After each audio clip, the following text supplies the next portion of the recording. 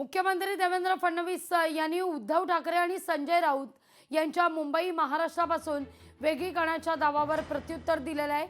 जोवर चंद्र आणि सूर्य आहेत तोवर मुंबईला महाराष्ट्रापासून कोणीही वेगळं करू शकत नाही असं फडणवीस सभागृहात काल स्पष्ट करताना दिसले। आपण जे म्हणतो मुंबई आमच्या हक्काची, त्या हक्काची मुंबई गिळायला तो ॲनाकोंडा बसलेला आहे। पण मला एका गोष्टीची गंमत वाटते, मी ॲनाकोंडा कोणाला म्हणतोय आता तुम्ही म्हणताय, मी नाही म्हणत। आता त्यानं ॲनाकोंडा म्हटल्यानंतर उत्तर त्यांनी द्यायला पाहिजे की नको? ॲनाकोंडाने उत्तर द्यायला पाहिजे, पण ॲनाकोंडाने उत्तर द्यायच्याऐवजी गांडुळाची अवलत उत्तर देते। पालघर मध्ये गुजरात पूर्णपणे घुसलेला आहे। प्रत्येक ठिकाणी महाराष्ट्रावर आक्रमण होत आहे, अतिक्रमण होत आहे।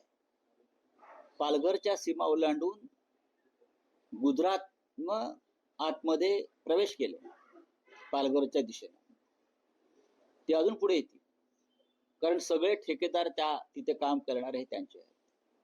कधी काळी संयुक्त महाराष्ट्राच्या निर्मितीच्या वेळी त्यांनी पालघरवर दावा सांगितला होता। डांग, उंबरगाव, डहाणू, पालघर हे त्यांच्या गुजरातच्या अजेंड्यावर आहे, म्हणून त्यांनी बुलेट ट्रेन पालघरमधून काढलेली आहे।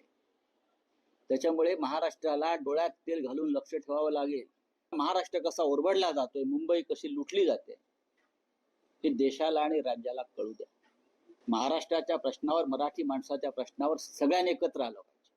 सत्ताधारी पक्षातले जे मराठी अभिमानी लोक आहेत त्यांनी सुद्धा आमच्या बरोबर आलं पाहिजे।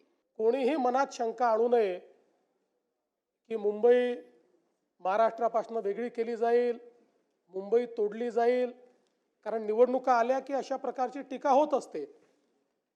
म्हणून या सभागृहामध्ये मी निश्चितपणे सांगतो की मुंबई कालही महाराष्ट्राची होती, आजही महाराष्ट्राची आहे, आणि जोपर्यंत चंद्र आणि सूर्य आहे तोपर्यंत ती महाराष्ट्राचीच राहील। लोकशाही मराठी ऐका, पहा, जागरूक रहा।